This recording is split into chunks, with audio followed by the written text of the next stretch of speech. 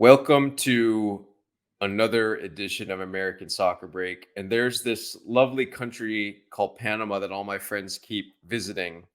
Um, all I keep thinking about when I think of Panama is the loss we had in the previous qualifying campaign. And now I get to add another fun memory to that, boys. Rahi and Roy with me. What do you think about that one? I Our feel luck, pain. our luck ran out. Our luck ran out. I mean, we've been riding this lucky train for so long. Think about the semifinal in the Gold Cup last time, the late penalty that Qatar missed. We've just been riding this streak of good luck in games we haven't really not looked great in. We didn't look good against Canada. Finally, our luck ran out. We didn't look good against Panama. We didn't deserve to win. It was probably an even game. Panama took their chance, the one chance they had. Penalties is a crapshoot, right? I mean, we should have seen this coming, right, Roy? Yeah, we didn't. Looking back at this Gold Cup, we didn't play well against any decent team. We didn't play well against Jamaica. We were arguably on the back foot for most of the game. We didn't play well at all against Canada. We weren't on the back foot, but we also weren't on the front foot. And this game against Panama, yeah, they dominated us for most of the game. They were the better team. They were tactically more sound. Individual players were better on Panama's side. It was a terrible, terrible game from the US, and it really uncovered some weaknesses, quite a few weaknesses. The defense was just atrocious. I don't know what was going on there. Like, I was just like, sometimes just like passing the ball to them. Now, granted, Panama did that in the first minute and we should have scored. But like, that was that should have been a goal. But aside from that, I'm like, I don't know what these defenders were doing. I mean, it was embarrassing. I mean, the goal is so soft. And it's just a miscommunication along the line, not holding the line correctly. But we did it 2 times before that. And we got lucky because there were 2 disallowed goals prior that were just on the board. They were offside, but it didn't look like everyone was on the same page. And then, of course, it happens a third time. And it's such a soft goal. I mean, these are elementary mistakes. Just really a pathetic performance on all levels. We didn't look like we could dominate a team that we probably should in many ways, even with this C team roster. It wasn't a good performance. We deserved probably the tie. I don't think Panama was the better team. They were better in the first half. We were a little better in the second half. But when you make mistakes like that, I mean, that it's criminal. That goal was ridiculous. Yeah. And the sad thing for me is the players we expected to come up and be leaders on this team and be examples of how you should perform with this shirt were atrocious. Miles Robinson is the guy whose stock has plummeted worse than any stock you can imagine. It's just embarrassing the way he played in this tournament. The handballs, this past game against Panama, I thought he was just bad. He didn't look like a leader. He didn't look like someone who belongs on the A team. And that for me is crazy because based on the conversation we've been having about him in the last 2 years, people wanted him to start at the World Cup. He was almost a fixture to start in that World Cup had it not been for his injury. And now we're seeing him get some minutes. And what is this? Who is this Miles Robinson? This isn't the one I remember. Don't forget he started against Mexico in that Nations League game. So the one thing with center back I will say is the pairing makes a huge difference. Communication amongst center backs makes a huge difference. So sometimes it's difficult to tell. I mean, the handballs aside, it's difficult to tell who's really at fault because when there's a lack of communication, you don't know. And it's on him. He's the leader in the group. But I think that's the one saving grace here is that communication and pairing plays a role in center backs. Yeah. So after a performance like this, I have to ask this question. Granted, B team, whatever, but are we still the best team in CONCACAF? Of course. Of course, we're still the best team in CONCACAF. We just beat with our national team, the A team. We beat Mexico 3-0, Canada 2-0, and that accounts for beating Mexico multiple times over the past 3 years. Yes, undoubtedly we are. Okay, one thing I just want to say very quickly is in the Confederations Cup 2017, the German team that had previously won the World Cup brought their B team to the Confederations Cup and won that tournament, beating a Chile team that beat Argentina, beat a Mexico team that brought their A team pretty handily as well. Just a point that I want to reference in terms of the overarching strength of a program. Roy, what do you think? Yeah. If you're saying we're Yeah. not Germany, I agree. We're not. No, I think that the problem here is we have shown that at the high end, we're good. If we have everyone healthy, if we have everyone performing, we're a good team. The U.S. men's national team should be in the conversation for a top 20 national team in the world. If Pulisic gets injured, Reina, which is very likely, Reina gets injured, happens constantly. If Timothy Weah gets injured, happens constantly. We're missing those three guys and we got to plug in some depth. We have problems. Right. Our So B let's get team is not yeah, good.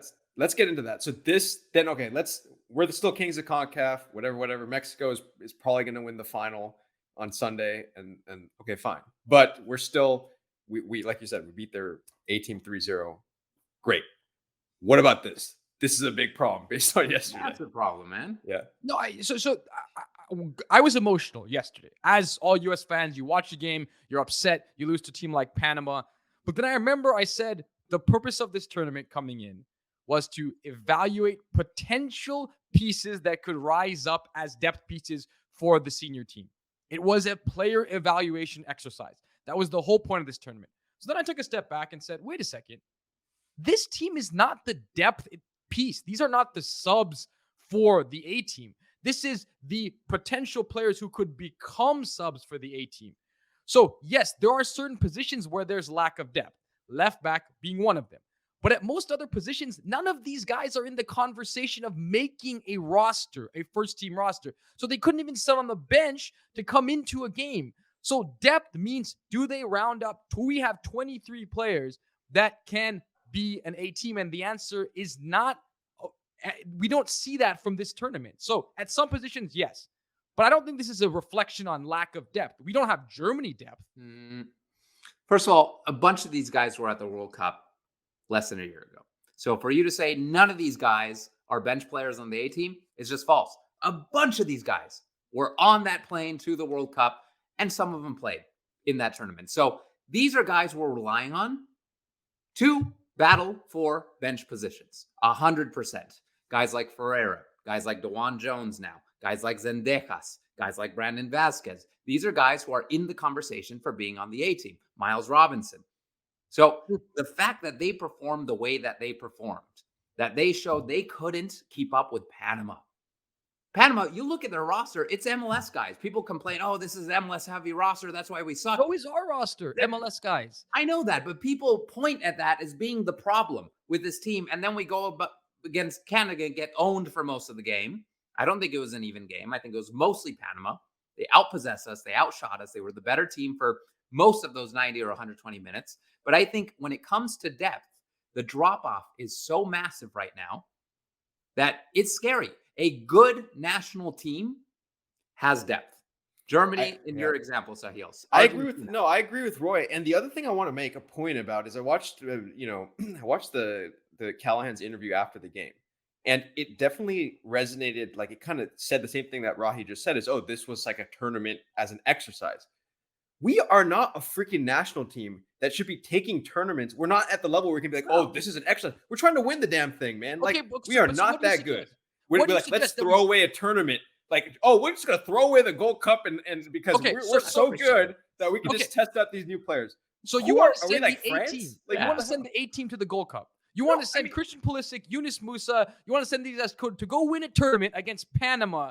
Because we're obviously not capable of beating them. We just saw that. Like, we can't do it with the B team. Yeah. So why would we go and embarrass ourselves? Yeah. This isn't a team that could afford to be embarrassed in tournaments like these. We're still building a fan base. We're still building a reputation on a global scale. And we go against Panama. We almost lose against Canada. This is ridiculous. Yeah, Who's the global audience for the Gold Cup? What global audience is watching the Gold Cup? It doesn't matter watching every minute. It's the world reads these results. Okay. It's a very American attitude, and obviously we're all proud Americans here, but it's a very American. We go like, oh, we're gonna treat this tournament as like, we're like, it's like what? This doesn't require attention. No. The American attitude is to go into every tournament with the desire and belief that winning is all that matters, that development doesn't matter. I'm gonna tell you, losing can be good because it gives you clarity. The good thing about losing, and losing is mostly bad, but losing gives you clarity. That day in Cuba, when we didn't qualify for the World Cup, looking back now, that may have been one of the most important days in the history of U.S. soccer because it made us realize, damn, these old guys, they're not cutting it anymore. We have to breed all these young players. And because they played serious minutes, they're now a team that we can be proud of. You have to look beyond winning a Gold Cup. The American hat used to look at everything through the lens of winning. The point is, so because you're suggesting that we send a team that had all the A team to the Gold Cup just to win it, and then we sacrifice their ability to develop their preseasons in Europe, etc. Maybe they get injured. It's much more important to think beyond continental, regional dominance against B teams and think about international competition. That's what we've been talking about this whole time. And now you're worried about winning the Gold Cup. Yeah, it's a fair point. Okay, so moving on then, like which of these players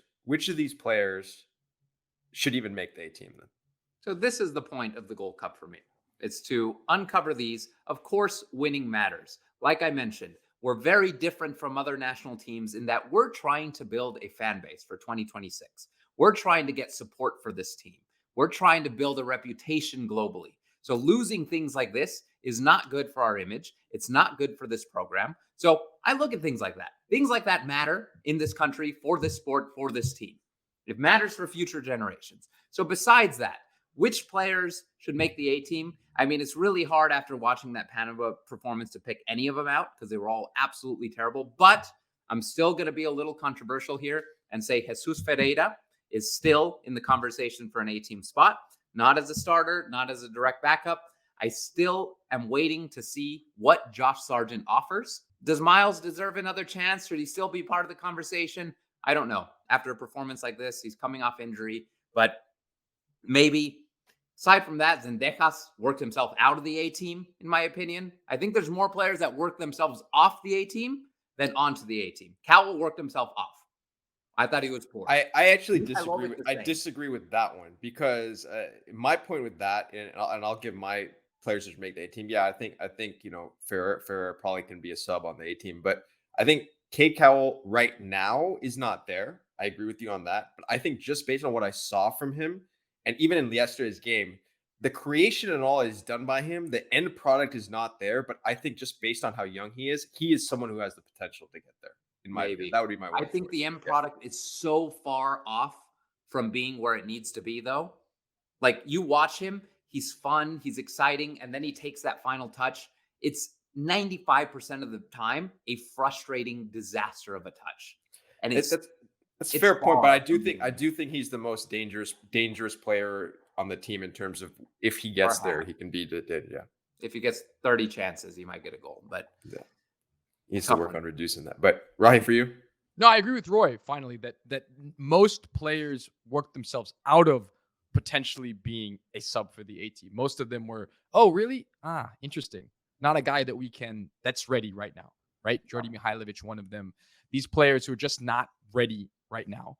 And Cade Cowell and John Tolkien are two. By the way, why didn't John Tolkien play more? Because DeJuan Jones was better. Yeah, fair, but you can put the other side. One I would put back on that A team roster. Yeah. So, but Brian Reynolds wasn't good, right? He worked himself off the A team conversation. So I would say DeJuan Jones certainly, because it's a position at which we have very little depth, right? Anthony Robinson and then the rest. So DeJuan Jones worked himself into the conversation. Was he perfect? 100%. Absolutely not. The other one, I think I do see that Cade Cowell has the potential moving forward. Not now, but potentially. Maybe John Tolkien as well. The Ferreira conversation is an interesting one because he's firmly number 4, right? Brandon Vasquez probably worked himself off in this game. You saw touch wasn't very good. Yep. Jesus Ferreira's number 4. So the question then becomes, situationally, does he be on certain rosters? Sure. Are you going to take 4 strikers? Probably not, but can he play that midfield role? Perhaps. There are moments when he can play a role. He did what he could, and he showed a lot of heart. His ceiling is just a bit lower in terms of the skill, but his desire and his willingness to work, I think, it was impressive. It was impressive yesterday as well. Yeah. So look, I think now we can put this one in the books. We're gonna get to watch probably Mexico raise a trophy. On Sunday. I guess we avoided. One thing is good that we avoided defeat to Mexico in the final because that would have probably been an inevitability. So we still get to keep our streak. We need competition in the region, man. It's been too easy lately. Let's give Mexico this one. Let's get them back in the conversation of a team that's worthy of being an opponent for the national team of the U.S. national team. Yeah. That is fine. I'm fine with Mexico winning. Yep. Let's do it. Yeah, they went to win. They took a very strong team. They went to win, and they Yep. probably will. And they Yep. play great. That's For the most that's good. So anyway, put the Gold Cup in the books. Obviously, now the women take center stage with the Women's World Cup coming up. So we'll kind of shift gears from that perspective. Go visit Panama. Go give Panama some tourist dollars as well. Like I think that's what we should all do. But Good country. until next time, as always, even in losing, we have to say, go USA. Vamos USA. And vamos Messi. Can we get Carrasquilla to take our penalties? What a nasty yeah, penalty.